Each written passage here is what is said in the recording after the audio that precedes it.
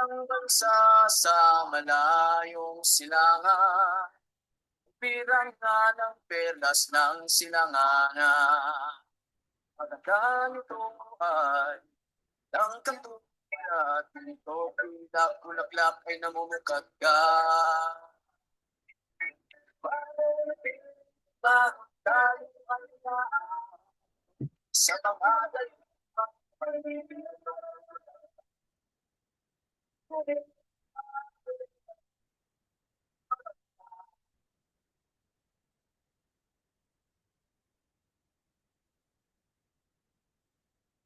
ng anitas at may pagsabatas, ang kultura at may sarili musika. Pero biglang nagbago, pati sultan at dato, mga raha at rito, at laksa. Mapagpalang araw sa ating lahat. At tayo po ay magpapatuloy sa ating pagtalakay sa aklat ng Exodus. Ay, kapatid, Okay, Exodus Kabanata 4, ang mga tanda kay Moses. Itinanong ni Moses, anong gagawin ko kung hindi makinig o maniwala sa akin ang mga Israelita at sabihin, hindi naman nagpakita sa iyo si Yahweh. Ito yung nasa a burning bush siya na nagpakita yung yung punong nag-aapoy. Tinawag siya ng alahayam. Okay. Hindi naman nagpakita sa iyo si Yahweh. Ano iyang hawak mo? Tanong sa kanya ni Yahweh. Tungkod po, sagot ni Moses. Ihagis mo sa lupa, utos ni Yahweh. Inihagis nga ito ni Moses sa lupa at ito ay naging ahas. Kaya siya ay tumakbong palayo. Sinabi sa kanya ni Yahweh, iabot mo ang iyong kamay at hawakan mo ito sa buntot. Hinawakan nga ni Moses ang ahas sa buntot at ito ay naging tungkod muli. Ganyan ang gagawin mo para maniwala silang si Yahweh, alahayam ng inyong mga ninuno, ang alahayam ni na Abraham, Isaac at Jacob ay nagpakita sa iyo. Ipatong mo ang iyong kamay sa iyong dibdib sa loob ng damit mo. Utos ni Yahweh. Gayon nga ang ginawa ni Moses at nang ilabas niya ito ay parang may ketong na kasimputi ng niebe. Ipasok mo uli sa iyong dibdib, utos ni Yahweh. At sumunod naman si Moses. Nang ilabas niyang muli ang kanyang kamay, nagbalik na ito sa dating kulay tulad sa kanyang buong katawan. Okay. Paglilinaw. Ang balat ni Moses ay naging puti na parang niebe. Ibig lamang nitong ipakita na ang orihinal na kulay ng balat ng mga Hebreo ay hindi puti, kundi maitim o kayumanggi. So, nakikita yung difference. At saka yung tungkod na to, ito yung sinasabi na tungkod na ni Shem o oo. ni Noah, di ba? Oo. Na napunta kay nagpasalin-salin. Ito yung tungkod na nakuha niya sa bakod ni Jethro, yung kanyang father-in-law, Oo. na nakatusok sa hardin sa lupa. Okay. Sinabi ni Yahweh, kung ayaw ko ka pa nilang paniwalaan sa unang kababalaghan, malamang na paniniwalaan ka na nila sa ikalawa. Kung ayaw pa rin nilang maniwala o makinig sa iyo, kumuha ka ng tubig sa ilog Nilo, ibuhos mo sa tuyong lupa at ang tubig na iyon ay magiging dugo. Sinabi ni Moses kay Yahweh, patawarin po ninyo ako, ngunit sa mulat mula pa ay hindi po ako mahusay magsalita at hanggang ngayon ay pautal-utal pa. Basahin ang Book of Joshua, chapter 70, verses 1 to 30, para sa sanhi ng pagkautal ni Moses. Sis, ano nga ba ang dahilan ng pagkautal ni Moses? Oo, yun. May listing lang. Oo. Dahil nagkaroon nga ng parang Panaginip? parang naging threat siya sa paraon kahit nung baby pa siya kasi dahil doon sa ginawa niya na habang nagtitipon sila, karga-karga siya ni Sis, ni Batilya. paano nga ba napunta si Moses sa Paraon? Paano siya napalapit doon? Diba na Yung ano niya, anak Yung Inampon anak nga ng, siya ng anak ng oo, paraon. ayun, si Inampon siya Batya. ni Batia na anak ng paraon. 2 years old siya nung dinala siya ng nanay niya doon sa kay Batia. Kasi di ba pinaalagaan sa kanya ni Batia yon ng 2 taon. Nung naawat na sa pagdede sa kanya, binalik niya na kay kay Batia. So, Tapos nung ano, okay, sige. may pagpupulong sila kasama itong si Batia, karga niya itong si Moses at kumbaga malapit siya na nakaupo doon sa paraon, sa hari. So inabot niya yung corona. Si Kinuha niya, Moses, kinuha ni Moses yung corona ng ng paraon at parang pinaglaruan niya. At nakita ito, nilagay niya sa ulo niya, di ba? nilagay niya sa ulo niya at nakita ito ng mga advisors niya. Kaya tinanong, anong masasabi niyo? Hindi ba ito parang Yung pangitain? panaginip niya. Oo, Oo. hindi ba ito parang pangitain na balang araw aagawin sa akin ang aking kaharian ng taong ito? So doon na nagkaroon ng consultation itong si Paraon sa kanyang ano, mga manghuhula. Nakasama nga doon si Balaam na ang payo nito ni Balaam, kung totoo nga na na threat itong bata na ito, ah tingnan natin kasi nandun din si nagpayo sa kanya si Jethro at saka si Job. Sino ang nanaginip? Hindi na ito panaginip sis kasi dati nanaginip nga yung pero matanda naman yung kumuha ng niya ng corona. Si Faraon, Oo, si nanaginip. Paraon, yung nanaginip yung si Paraon. Ah, Kaya ang payo naman sa kanya tungkol doon, ipapatay ang lahat ng mga batang lalaki na isisilang. yun ang Oo, dahilan. yun ang dahilan. Tapos ito Hmm, naman nung kinuha ni Moses yung kanyang yung corona ng paraon, naging pangitain naman sa kanila ito na balang araw ay aagawin sa kanya ang trono. mm. So ito naman ang ginawa, sabi nitong mga advisor niya, siguro walang kamalayan yung bata sa paggawa niyan. So ang gawin natin, ah bigyan natin siya ng ng coal o yung baga na may Oo, apoy at saka yung bato. Um, Onyx oo, yung stone. onyx stone. Onyx. Oo. Kung ano yung Itim din yun. Pahalo Oo. pa. Kung anong dadamputin nitong bata, kung ang dadamputin niya yung onyx stone, ibig sabihin, totoo nga na siya ang ang aagaw ng kaharian. Alam niya yung Oo. ano, Na ginagawa niya. totoo nga na alam niya ang ginagawa niya. Kapag ka yung naman, yung call, ang kanyang dinampot, ibig sabihin wala siyang alam doon sa kanyang ginagawa. Tapos, nung ah, nagpadala ang alahayam ng ng makalangit Anghel. oo, Makalangit ng na. anghel na sumama, Kailan oo, sumama doon sa konseho. kailan nangyari? Ilang taon si Moses noong 3 years old. pinapili? Baby 3 years pa. old. Uy, Oo, 3 years Toddler. old. Oo. oo.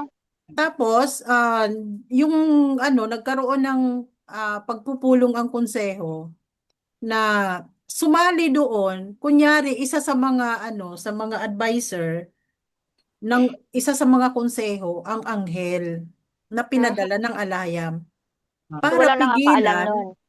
walang nakakaalam Makalangit nun. na nila. Oo. Aha. Kasi dadamputin Siguro sana ni invisible. Moses yung onyx stone. Mm. Pero hinawakan ng anghel yung kamay niya at inalis doon sa onyx stone. At Mhm. kumbaga, inilipat doon sa baga, yun, Kapul. sa coal. Mm. Yun. Tapos isinubo niya yung coal. Kaya nasunog Yun. yung kanyang dila. Yun ang Mhm. sanhi ng pagkakautal ni Moses. Okay. So, ayun, malinaw. Okay? Oo. So, verse Mhm. 11 tayo. Okay. Sinabi ni Yahweh, sino ba ang gumagawa sa bibig ng tao? Sino ang Mm. may kapangyarihan para sila ay maging bingi o pipi? At sino rin ba ang nagbibigay ng paningin o nagbubulag? Hindi ba't akong si Yahweh? Kaya lumakad ka na at tutulungan kita sa pagsasalita at ituturo ko sa iyo ang iyong sasabihin. Ipagpaumanhin ang inyong lingkod Yahweh. Maaari po bang iba na lang ang inyong suguin? Sagot ni Moses. Ayos pa no? Dahil Wait dito lang. nagalit si Yahweh kay Moses. Matigas ang ulo. Sinabi niya, hindi ba kapatid mo ang Levitang si Aaron? Alam kong mahusay siyang magsalita. Parating na siya at makikipagkita sa iyo.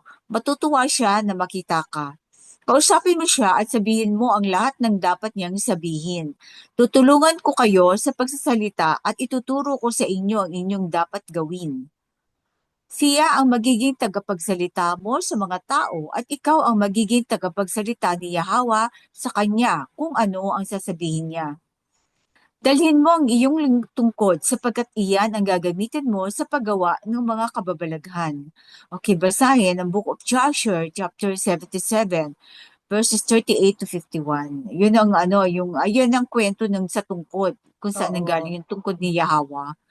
Okay. Yes. Ano Okay. na. Siguro naano na natin yan 'di ba? Na-discuss na natin yan sa Oo. Ano nakaraan. ngayon, dalhin mo ang iyong tungkod. Oo, yan ang tungkod ni Yahweh yan eh. Yung Oo. pangalan ng tungkod. Yan yung Na, binunot niya para oo, yung mapangasa. binunot niya sa Ay, oo nga, no? Na sa walang ibang nakabunot nun. oo, sa Siya lang garden ang nakabunot ni nun. Jethro. Kasi Oo. napakaraming sumubok. Kasi ang usapan nila kung sino makakabunot ng ng tungkod na yon, yun ang mapapangasawa ni Sipura. Mhm. At yan Ayun. ang tungkod na ginamit ni Jacob, Oo. ni Noah, di ba? Nagpasalin-salin na ang tungkod na yan. Mula kay Oo. Noah, napunta kay Shem, napunta kay Abraham, napunta kay Isaac, kay Jacob. Then Anong napunta sa sitwasyon? napunta kay Joseph nung bumaba sila Jacob sa sa Egypt na Kaya pala, ay, yan napunta palang kay alamat ng Joseph. tungkod, ano? Yung Yes, may oo. tungkod, si tungkod sa dati. Oo, Mm. si Sa Tungkod. saan nakabaon yung tungkod na yun? At ano ang sitwasyon? Sa garden lang ni Jetro. Parang Kasi itinayo lang niya doon, ah tinusok niya. Mula noon, wala na nakakuha pa. balik kasi Sa garden lang niya. ang kwento diyan sis, etong si Jethro ay isa sa mga sa mga advisor ng paraon. Mhm. At sinabi niya sa paraon na tigilan niya ang ang pagmamalupit sa mga Israelita kasi habang minamalupitan nila yan, hindi na yung mga Israelita ang kaaway nila kundi ang alahayam. At Mhm. yung payo na yan ay hindi nagustuhan ng paraon kaya siya ay pinalayas. O At ano namang connection doon sa nung tungkod? lumayas naman itong si Jethro, binitbit niya ang tungkod ni ni Joseph. Joseph. Kasi patay na si Joseph that time. Kasi 400 years na di ba? Oo. At 400 taon na sila. hindi na kasi kilala ng mga Bagong next generation yung kwento tungkol kay Joseph. Kung paanong So, iniligtas ni Joseph ang hindi ang na siya kilala. oo, hindi na siya kilala. sino nagbaon ng tungkod? Hindi, Tinusok lang ni kumbaga, Jetro, parang tinayo lang niya sa lupa. oo, Tapos mula yung nun din tungkod na. na yun sis ay naiwan doon sa paraon. Mhm. At yun ay kilala ni Jethro ang tungkod na yun. Dahil Aha. nga 'di ba, itong si Jethro ay Midianite, pari Hmm? ng Midianite. Ang anak naman nito ni kamag-anak, hindi ko alam kung pamangkin, basta kamag-anak nito ni Jethro ang napangasawa ni Joseph. Okay. Hmm. Kaya kilala niya ang tungkod na yun. So, Ah. dinala niya yon nung umalis siya doon sa paraon. At Pero sino umuwi ang siya ng naglagay ng Midian. tungkod? Siya ang naglagay ng Oo, tungkod siya ang doon sa garden niya. naglagay ng tungkod Sa na yun garden doon niya sa yun eh. kanyang garden. Pero Sa pero garden. oo, pero binaon niya ng bahagya na may umusli pa. Gano'n? Oo, binaon niya lang doon. Pero bakit bakit Hindi niya ginamit, basta binaon niya lang doon. Oo, hindi niya ginamit kasi alam niya ang ang propesiya ng tungkod na yun na maghihintay yon sa tamang tao na hahawak sa tungkod na Ah, yun. so parang kinip niya lang. Oo. Kaya nung Okay. dumating si Moses, yun na nga yun, siya na ang susunod na hahawak ng tungkod na yun. Oo. So, nagkatotoo din yung ano, no? Oo. Nagkatotoo din yung panaginip ng ano, Nagkatotoo ng yung Paraon. paraon. panaginip ng paraon na may Oo. matanda na aagaw sa kanyang trono. Mm-mm. Sino yung matanda? Hindi pa si Moses yun? Si Moses na nga ang Siguro alahayam yun. oo, siguro ang alahayam yun na Okay. aalisin sa kanya ang kanyang Kapangyarihan niya oo, bilang ano. kapangyarihan niya bilang hari. Oh, naubos Oo. lahat ng mga kalalakihan nila dun, yung mga Oo, kawal. naubos Ha? yung kanyang kawan, ang natira siya lang at saka yung Meron asawa pang niya. ano, meron pang kwento na Oo. ang paraon na yan ay unano. Oo, Hmm? yung Napakapangit na unano, unano. Ah, yung Pero kasi napakaraming kasi asawa. 'di ba ang sis, ang sa kultura kasi nila, Matalino. oo, kung sino ang hari, yung kanyang panganay na anak na lalaki ang susunod sa kanya. mhm. Nagkataon, ang panganay na lalaki na anak ng paraon ay unano. Unano, Oo. pangit, at saka bobo. Yun yun. Yun ang Hindi, description sa matalino kanya. yan, sis. Matalino. Hindi. Yung panganay niya ang bobo. Ay, oo, Panganay niya ang yung bobo. panganay niya yung bobo. Kasi ano, nag-inter, ano, marriage kasi, ano, no, no, basta ano kasi, yung nag-aasawa sila sa kapwa, ano, so maraming Oo. defect, Oo. genetic defect. Hmm. So, ano, so yung sumunod, yun nga, yung matalino kasi, yung unano yan. Oo, kasi ang una yata yung si Milol, ang sumunod si Sepo. Basta may mga diferensya. Oo. Kaya Ang yung mga unano anak ang niya. naging paraon. Oo, yun yatang Sepo Ah, ang last na humawak ng na yan, ng trono. No, ganun. anyway, Okay, sige. may tanong pa? At the moment, wala na muna. Oo. Sige, Sige, tuloy natin. bumalik si Moses sa Egypt. Ayan, bumalik na siya, sumunod na rin. Umuwi si Moses upang magpaalam sa biyenan niyang si Jethro. Sinabi niya, payagan po ninyo akong bumalik sa aking kapwa Hebreong Israelita sa Egypt para malaman ko kung buhay pa sila. Humayo ka, sagot ni Jethro. Sinabi ni Yahweh kay Moses, magbalik ka na sa Egypt sapagkat patay ng lahat ang mga taong ibig pumatay sa iyo. Kaya Teka isinakay lang. niya. Okay? Sino na nga ba itong Jethro? Yung Yan Papa yung niya? tatay, biyanan niya. biyanan niya, Yan yung tatay ni biyanan niya. Sipora. Ay, okay, okay. Mm-mm. Siya yung ano, yung tumakas mula sa paraon na Okay, okay. bit ang tungkod. Okay. Okay. Kaya isinakay niya sa mga asno ang kanyang asawa at mga anak at naglakbay sila patungong Egypt. Hawak niya ang tungkod ni Yahweh. Sinabi sa kanya ni Yahweh, pagdating mo sa Egypt, gawin mo sa harapan ng Faraon ang lahat ng mga pinagawa ko sa iyong kababalaghan. Binigyan kita ng kapangyarihang gawin ang mga ito. Ngunit patitigasin ko ang puso niya upang hindi niya payagang umalis ang mga tao. Kailangan may twist of the story pa no? Kung magkagayon, ganito ang sabihin mo sa kanya. Ipinapasabi ni Yahweh ang Israel, Jacob, ay aking anak na panganay at sinabi ko na hayaan mo ang aking anak na umalis para sumamba sa akin. Ngunit hindi mo sila pinayagan, kaya papatayin ko ang iyong anak na panganay. Kaya si Yahweh ay nagtatangka na papatayin ang anak ng Faraon. Okay. So, itinuturing na anak na panganay ng Alayam si Jacob. Diba? Ang aking anak na panganay. Kaya nga yung apple of his eye nga to Kaya nga, 'di ba? Dahil siya na nga pumalit na firstborn kay Esau. Dahil binenta ni Mm-mm. Esau yung kanyang right. Mm-mm. Hmm.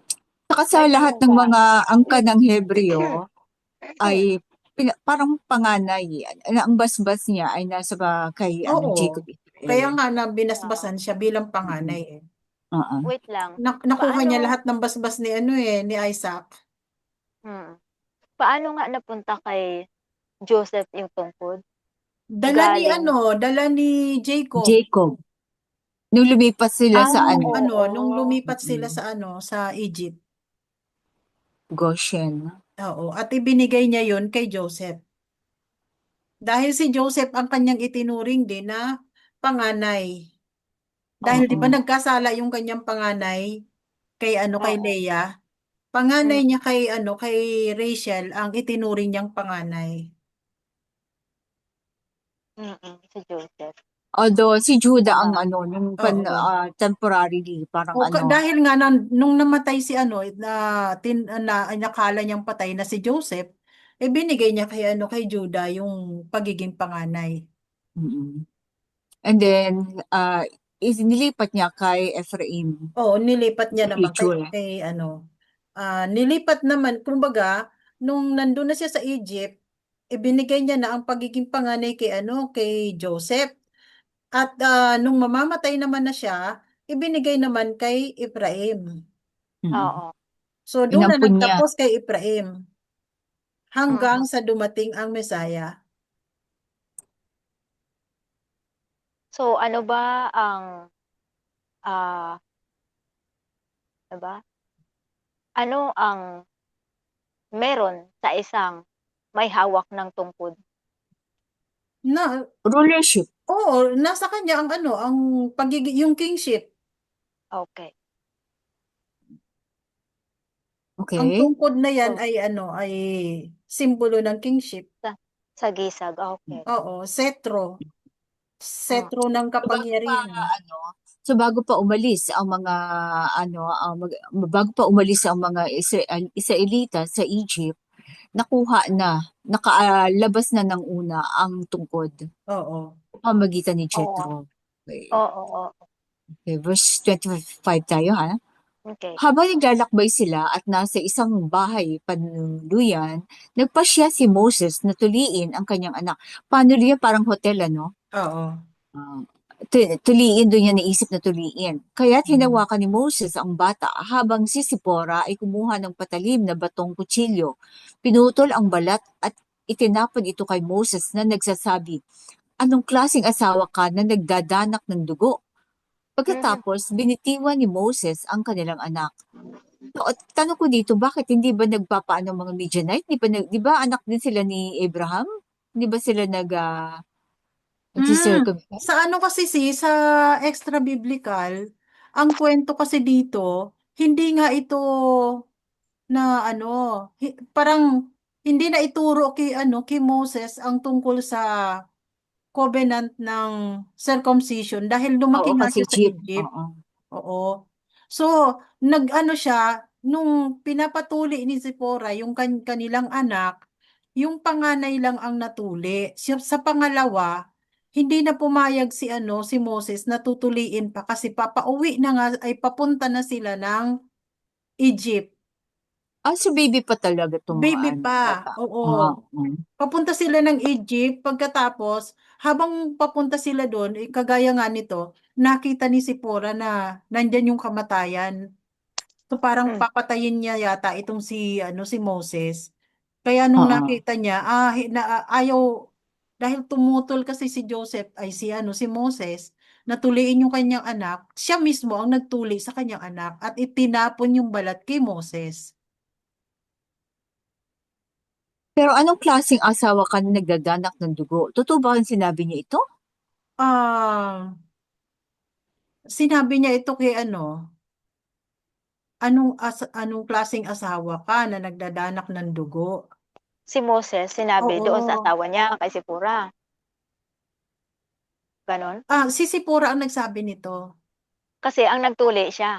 Oo, Si siya ang Sipora ang na si oo. Sipora ang nagtuli? Si Sipora ang nagtuli. So, siguro Oh. nagsabi nito ay ano, si Moses, Oo. hindi si Moses, Sipora. oo, parang, oo, si Moses ang nagsabi nito. Anong klaseng asawa ka? Oh, si na Moses. nagpapadanak ng dugo. Okay. Parang binalagtad ang ibig sabihin, pinutol ang balat ito kay Moses na Oo. nagsasabi, so si Moses ang Si Moses ang nagsasalita nito, nagsabi hindi nito. Sipora. Doon Okay. kay Sipora. Oo. Oh, di ba? Oo. Kaya Kasi nga, tinawakan ni Moses ang bata habang si Sipora ay kumuha ng patalim na batong Oo. kutsilyo. Pinutol ang balat Okay. at itinapon kay Moses na nagsasabi. O, tingnan mo. Si Oo. Moses ang nagsasabi na, anong klaseng asawa Oo. ka na nagdadanak ng dugo? Kasi sa Dahil, ibang kasi oo, parang si Sipora ang nagsabi. So baligtad pala. Okay. baliktad. Ito, si Moses ang Okay. nagsabi. Okay. Oo. Kaya't So, ano to, kaya 'di ba? Pagkatapos binitiwan ni Moses ang kanilang ang anak. kanilang anak. Oo, Okay. kasi So, yun nga hirap. na kailangan talagang maanuhan ng dugo, Tuli. ano? Oo.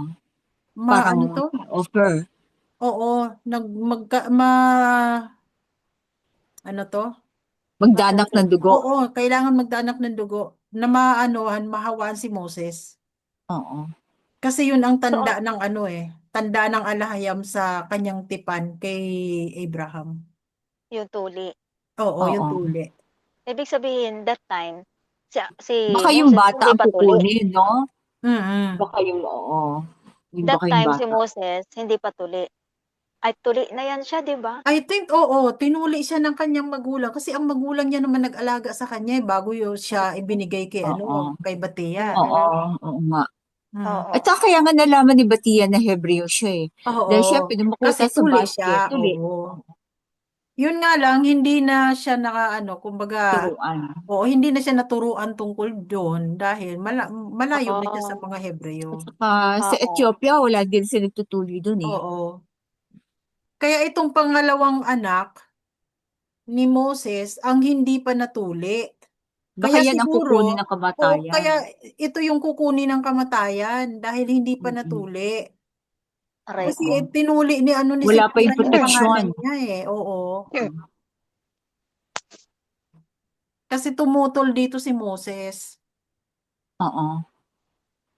Okay, verse 27 tayo. Sa Ah, oras na iyon, sinabi ni Yahweh kay Aaron, pumunta ka sa ilang at salubungin si Moses. Kaya't sinalubong niya si Moses sa bundok ng Alahayam at hinagkan siya. Pagkatapos, sinabi ni Moses kay Aaron ang lahat ng sinabi ni Yahweh sa kanya, pati na rin ang lahat ng mga tanda na iniutos niya sa kanya na gawin. Dinala ni Moses at Aaron ang lahat ng mga namumuno ng mga Israelita at sinabi ni Aaron sa kanila ang lahat ng sinabi ni Yahweh kay Moses. Ginawa rin niya ang mga tanda sa harap ng mga tao at sila ay naniwala. At nang marinig nila na nag-aalala si Yahweh sa kanila at nakita ang kanilang paghihirap, sila ay nagpatira pa at sumamba. Ayun. oo. So, nagpatira pa sila at sumamba. Siguro wala na silang may priest pa kaya sila that time? Wala naman Oo. silang wala pa yung Levita no? Oo. Hindi pa yan eh. Pero nagpatira pa na sila. Hmm. Parang sa mga Islam, no? Parang yun na yung kultura talaga nila sa Oo. pagbibigay ng galang sa Oo. nakakatanda. Oo. Na-preserve ng mga Islam Oo. natin, kapatid. Okay. Kay anak din ni Naturuan Moses. din sila ni Jacob, 'di ba? 'Di ba nung nagkita sila ni Esau, o nagpatira pa sila Oo. pati Oo. yung mga asawa at anak ni Jacob, patira pa kay Oo. kay Esau. Kasi yun talagang ginagawa ni Oo. Abraham nung paman. Okay, may mga katanungan ba? Reaction bago tayo mag-kabanata 5? Wala na. Proceed na. Kabanata 5, ang pinabigat na gawain. Oh.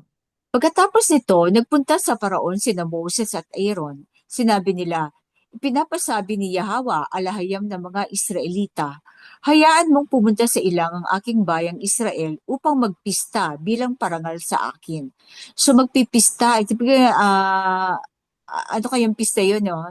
Siguro di nila matandaan pa, no? Hmm. Baka Abib. Okay. Sino si Yahweh? Sino siya yung mag-uutos sa akin na payagan kong umalis sa mga Israelita? Wala akong kilalang Yahweh. Hindi. Hindi ko papayagang umalis ang mga Israelita, sagot ng Faraon. Sinabi nila, Nagpakita po sa amin ang alahayam naming mga Hebreo, kaya isinasasamo naming payagan na ninyo kaming maglakbay ng 3 araw papunta sa ilang upang maghandog kay Yahawa, aming alahayam. Kung hindi, lilipulin niya kami sa pamamagitan ng sakit o digmaan. So, kailangan sa ilang talaga, hindi sa Egypt. Oo. Ayaw ng alahayam na sa Egypt Mm. sila sumamba. Kailangan talaga sa ilang. Sinabi ng hari ng Egypt, Moses at Aaron, bakit inyo ilalayo ang mga tao sa kanilang trabaho? So talaga ang concern niya, yung economics niya, yung kanilang trabaho, ano, kanilang mga Yung yung kanilang, pang-aalipin talaga ang ano nila. yung ekonomiya ng Egypt, syempre, babagsak yan pag wala yung mga slave. Okay. Oo. Bumalik kayo Kasi ngayon siguro, din. hindi sila Oo, marunong magtrabaho. Gusto nila lang, oo, ano, mga pahayahay sila. Oo. Purong oo. Hebreo ang kanilang naalipin. Mm. Bumalik kayo ngayon din sa inyong mga trabaho. Mas marami na nga ang mga Hebreo kaysa sa mga Egyptian. Nais pa ninyong tumigil sa pagtatrabaho? Sabi sa kanila ng Faraon.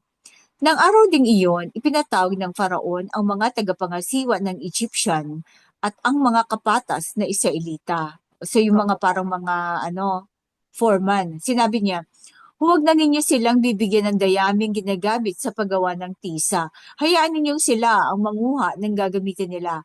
At ang dami ng tisa na dapat nilang gawin ay tulad pa din ng dati. Huwag babawasan kahit isa.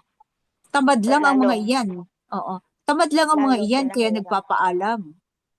Payagan ninyo kaming umalis at maghandog sa aming alahayam. Ako, lalo ninyong damihan ang kanilang gawain at lalo silang higpitan sa pagtatrabaho para hindi sila makapakinig ng kung ano-anong kasinungalingan. So, kabalbalan daw yung mga sinasabi ni Oo. Moses. Oo. Siyempre, pag idle, akala niya idle na idle yung mga kaya kung ano-ano naiisip. Mm. So, yun na Bali yung nangyayari pa naman. pagpapahirap, yung pagpapahirap nila sa mga Israelita ay isa din yan sa paraan ng mga Egyptian para daw mabawasan ang pagdami ng ng mga Israelita. Hanggang Kasi nga kung sa Chinese, kung busy sila sa trabaho nila, pag-uwi nila ng bahay, pagod na, pagod wala na na. silang panahon sa kanilang asawa, ganun. Mm-mm. Pero hindi yun nagtagumpay kasi Lalong habang dumami. pinapahirapan daw itong mga Israel, mga Hebreo na ito, lalo silang dumadami. Oo. Oo. Pampatanggal stress, no? Oo.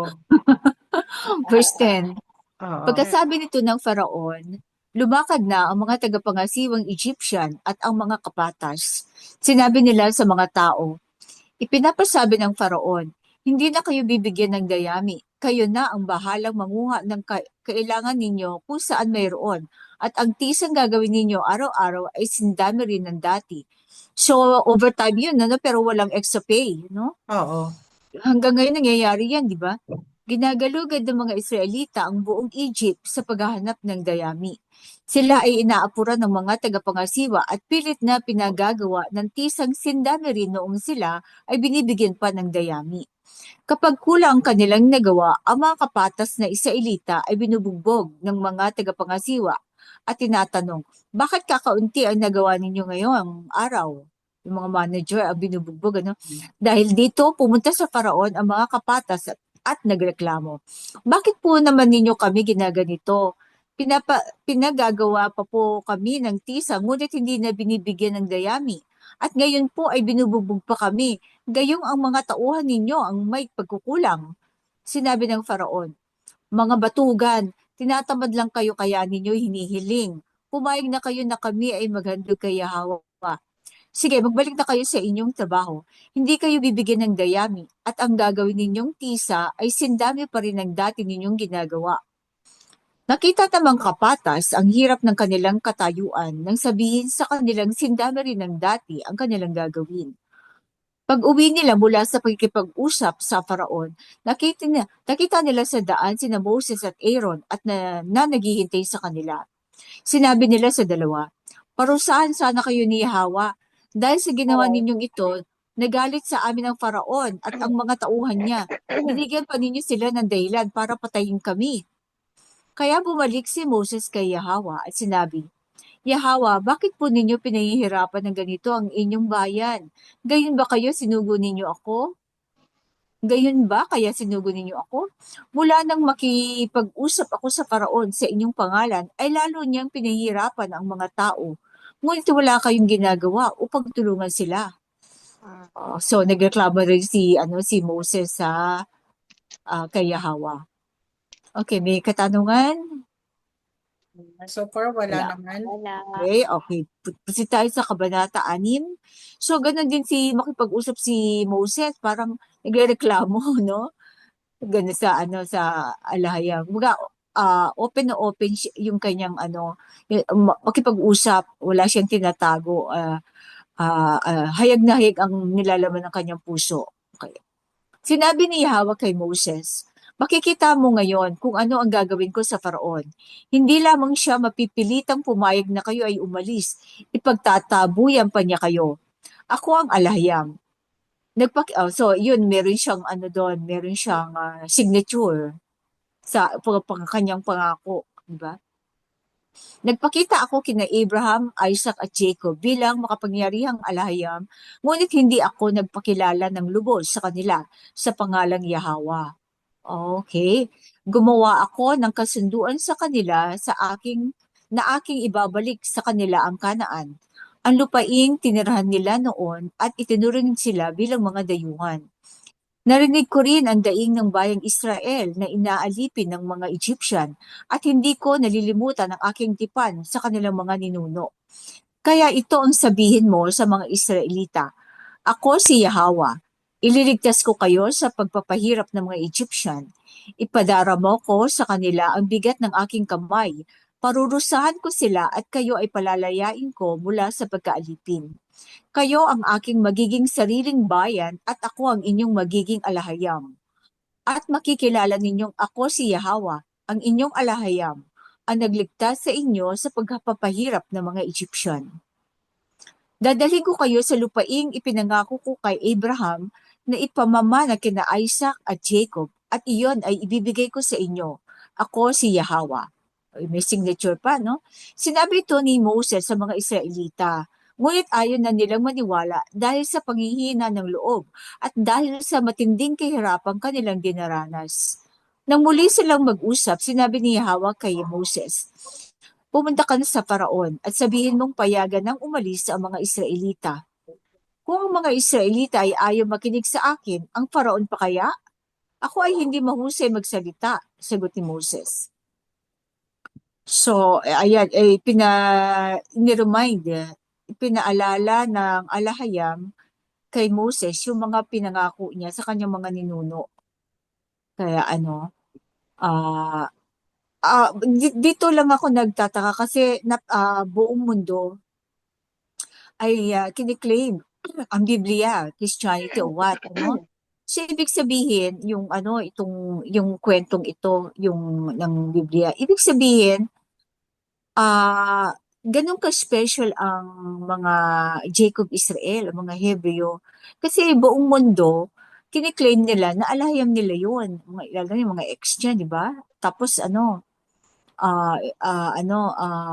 yung kinurap nga nila ang Biblia para itago na para lang sa mga Hebreong Israelita ang pangakong ito.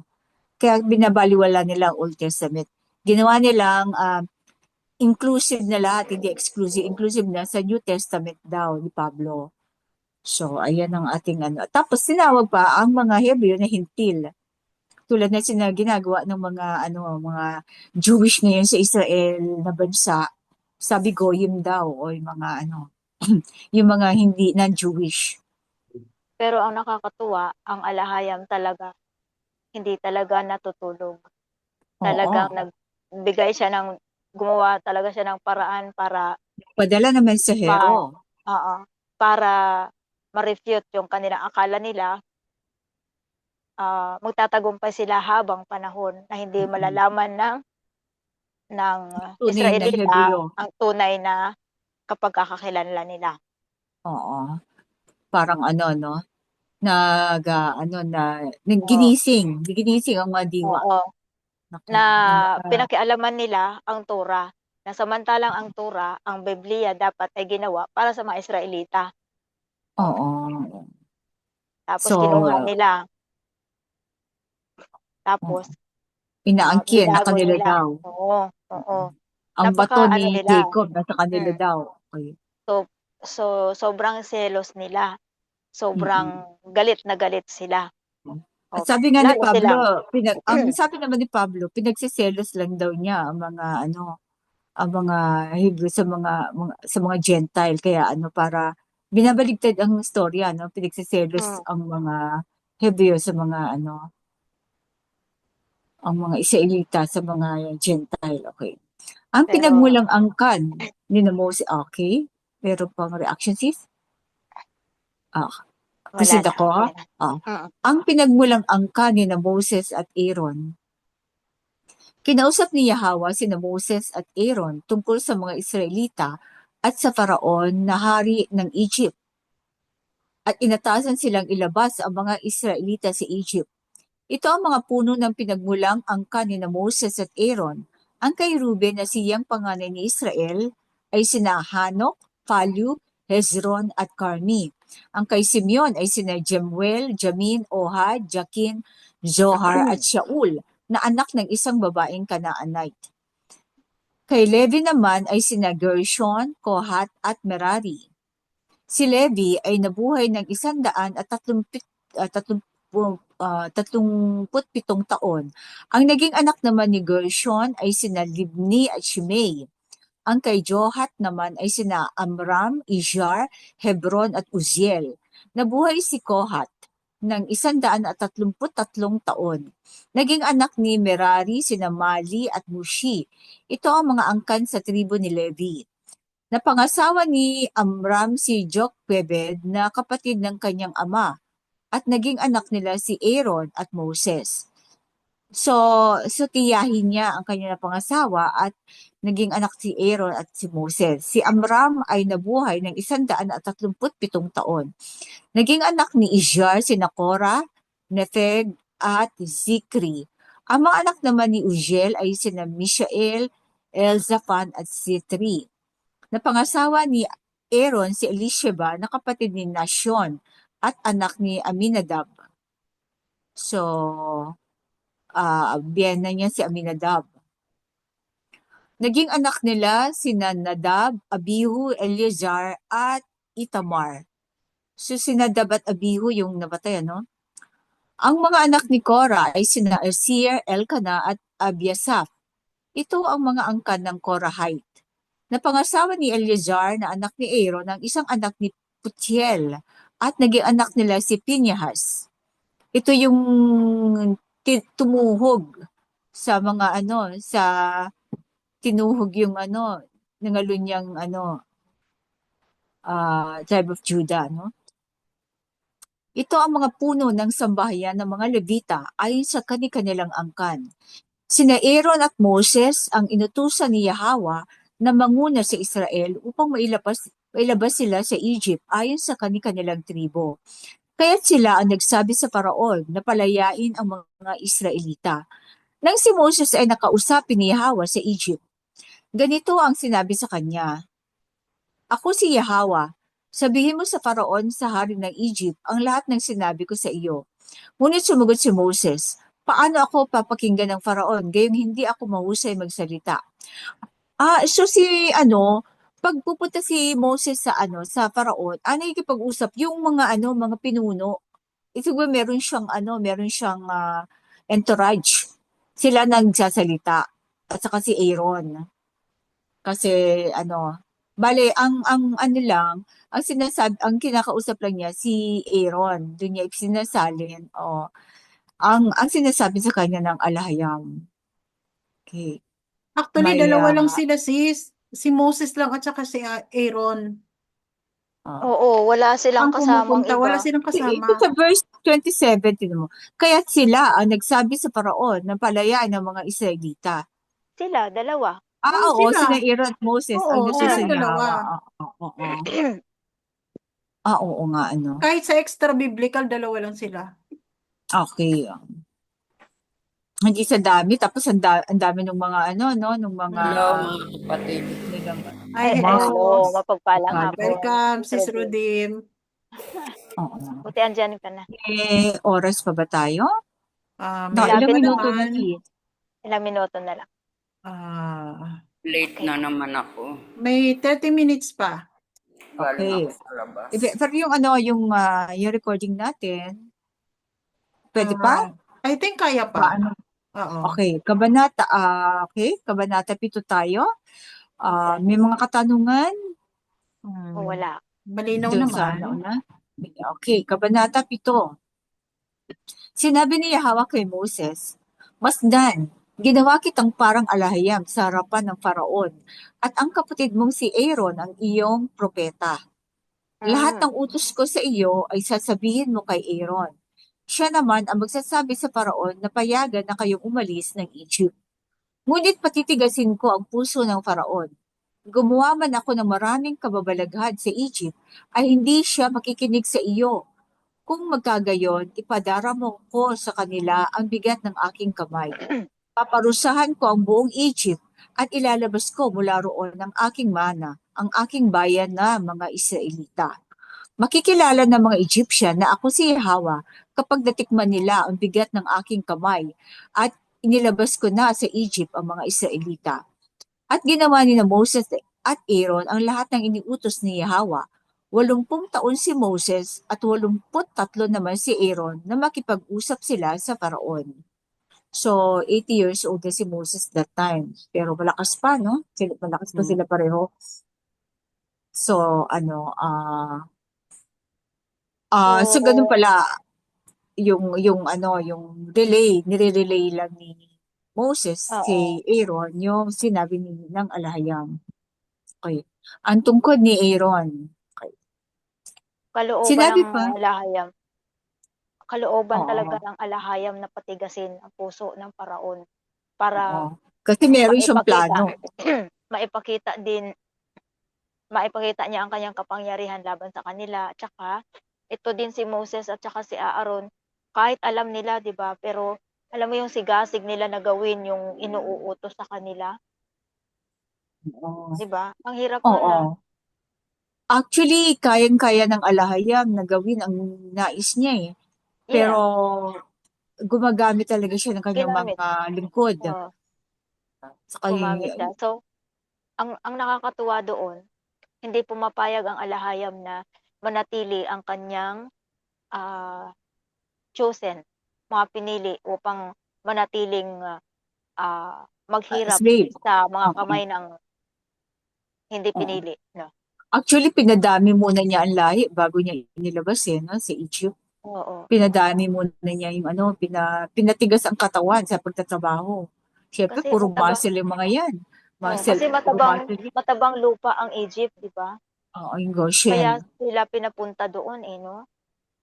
At saka pagpapalakas din ng katawan yung mga mabigat na trabaho na pinagawa ng Faraon. Oo. Puro muscle sila yan. Siguro ang mga Egyptian, tatabaan na, laki ng tiyan, no?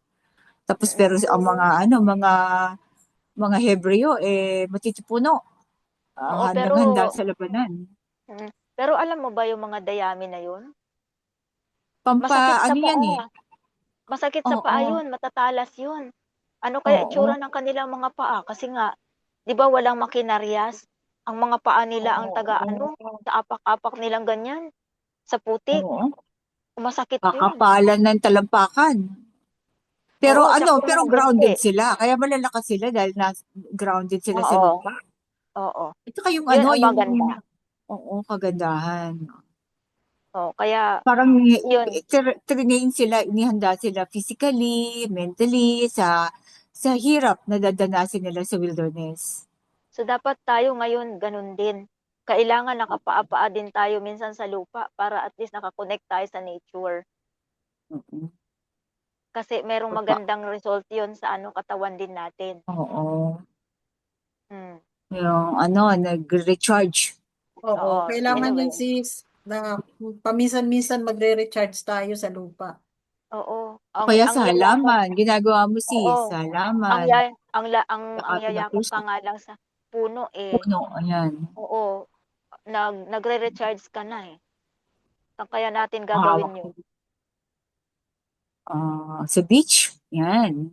Doon tayo sa circle. Daming puno. Huwag ka maingay. Hanapin tayo doon.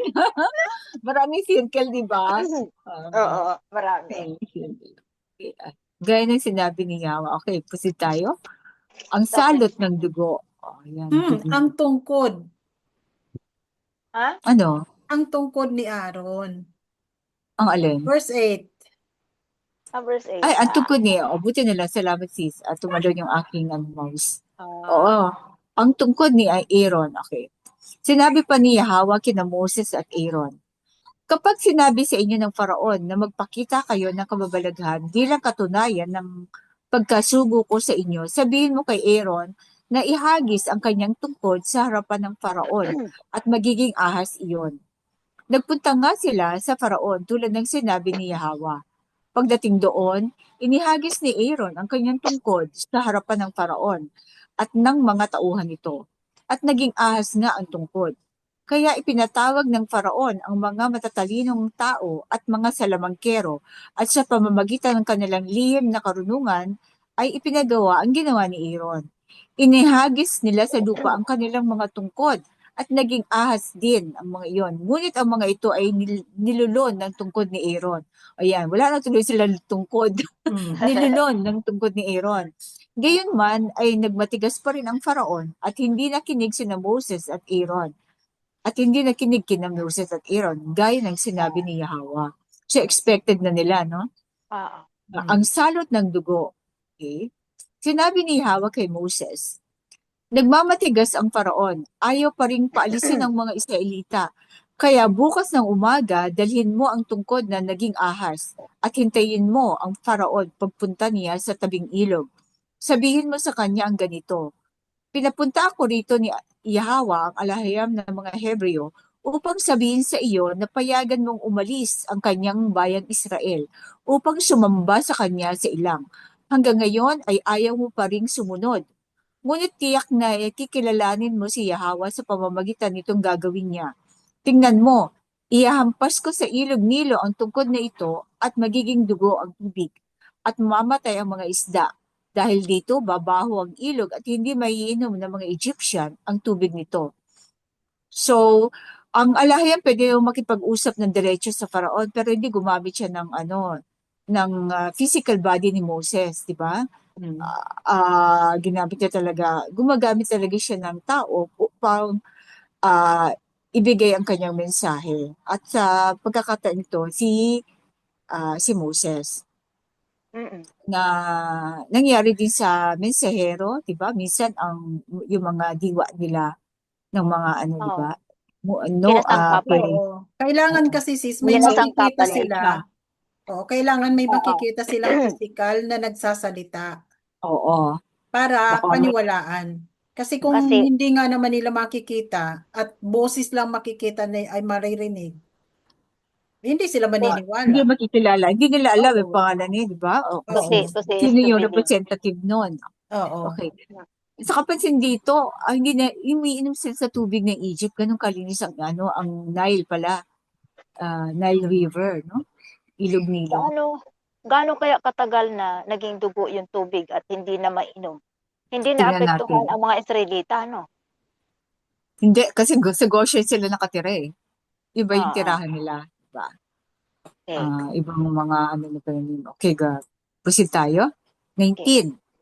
Idinugtong pa ni Yahweh, pagkatapos sabihin mo kay Aaron, itaas mo ang iyong tungkod sa ibabaw ng tubig at sumpain ang lahat ng tubig sa Egypt. Ang lahat ng tubig sa mga ilog, kanal at lawa ay magiging dugo, pati ang nasa mga batya at tapayan. Alam ko pati pawis nila eh. 'Di ba? Pag nagiging pula. Ginawa ni na Moses at Aaron ang iniutos sa kanila ni Yahweh. Sa harapan ng Faraon at ng mga tauhan nito ay inihampas ni Aaron sa tubig ang kanyang tungkod at naging parang dugo nga ang tubig. Namatay ang mga isda at bumaho ang ilog, kaya't hindi mainom ng mga Egyptian ang tubig nito. Naging dugo rin ang lahat ng tubig sa buong Egypt. Parang red tide. Kaya lang dugo ang sinabi dito kasi pula. Pero parang red tide siya, parang oo. Dugo mga talaga. salot. Oo. Ngunit nagaya rin ito ng mga salamangkerong Egyptian sa pamamagitan ng kanilang lihim na karunungan, kaya't lalo nagmatigas ang Faraon. Ayaw pa rin niyang pakinggan sina Moses at Aaron, tulad ng sinabi ni Yahweh. Ang ginawa nila ay hindi pinansin ng Faraon. Umuwi na lang ito sa palasyo. Samantala, ang mga Egyptian ay humukay sa tabing ilog upang kumuha ng inumin, sapagkat hindi nila mainom ang tubig sa ilog. So talaga may salot yung sa tubig.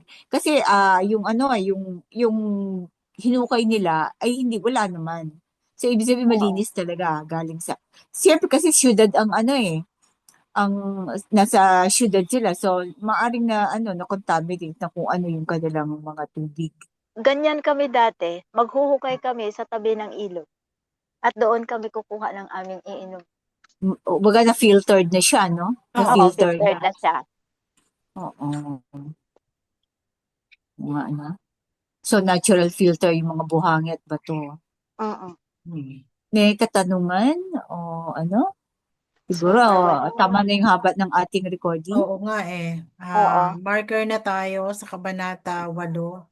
Okay. Excited ako sa kung ano yung bagong awit na ipaparinig sa atin ni Sis Dalia. Wow. Yung awit na inaawit ng mga nasa dakong silangan, mga pulo sa silangan. Nung nabubuhay pa ang mensahero. Yata. Kasi marami tayong awit na nakorap, pinago ang mga lyrics.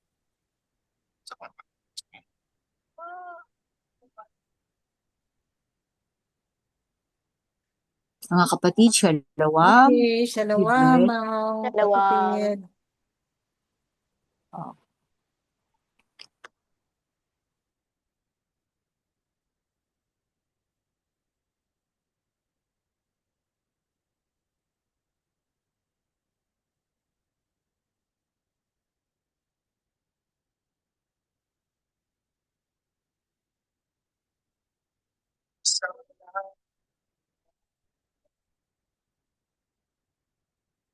Ng mga silangan.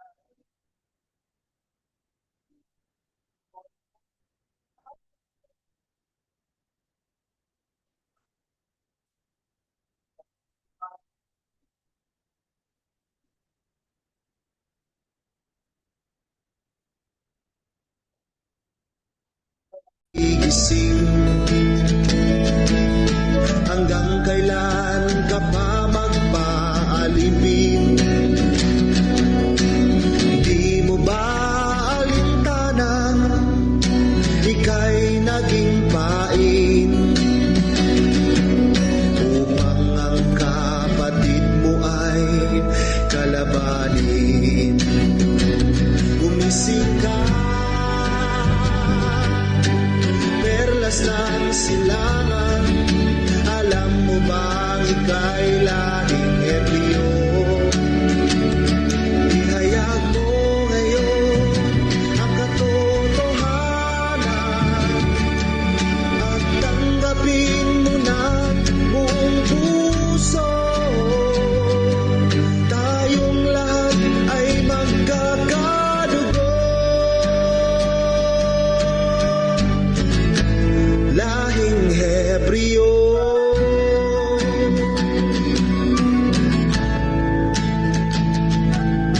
Sinira ka ng mga dayuhan, alaala mo ay kinalimutan, kahirapan at kalupitan sa mga anak ng silangan.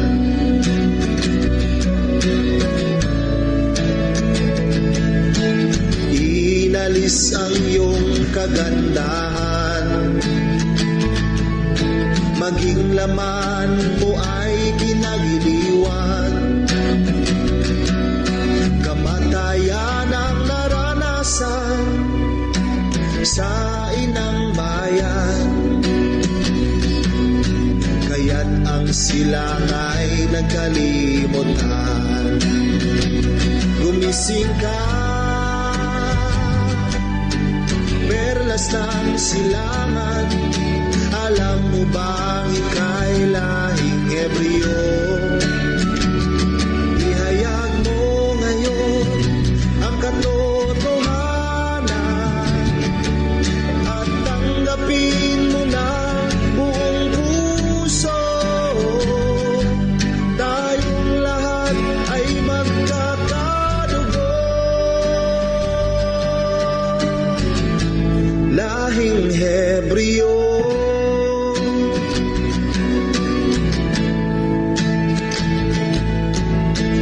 Lingunin mo ang pinanggalingan. Isang dakila ang nalimutan. Ang tawag ay alahayam na may likha ng sanlibutan.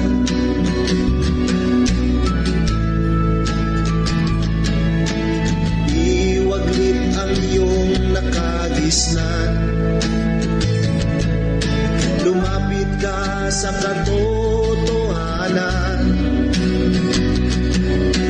Sundin mo ang kautusan ng alahayam upang ang buhay mo may kalayaan. Gumising ka, perlas ng silangan. Alam mo bang ika'y lahing Hebreo? Ihayag mo ngayon ang katotohanan at tanggapin mo ng buong puso. Tayong lahat ay magkakadugo. Lahing Hebreo.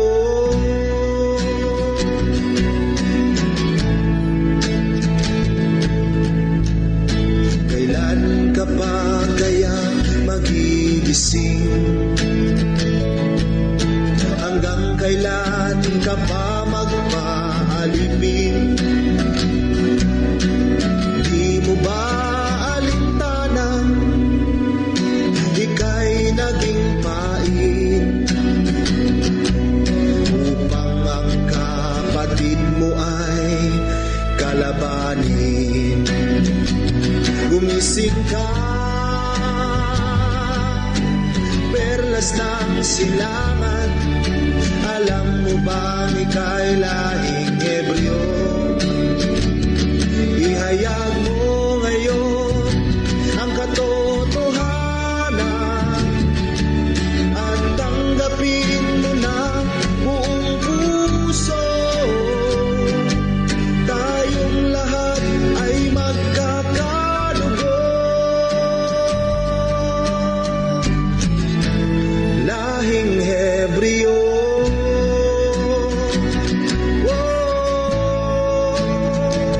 Gumising ka, perlas ng silangan. Alam mo bang ika'y lahing Hebreo? Ihayag mo ngayon ang katotohanan at tanggapin mo na buong puso. Tayong lahat ay magkakadugo. Lahing Hebreo.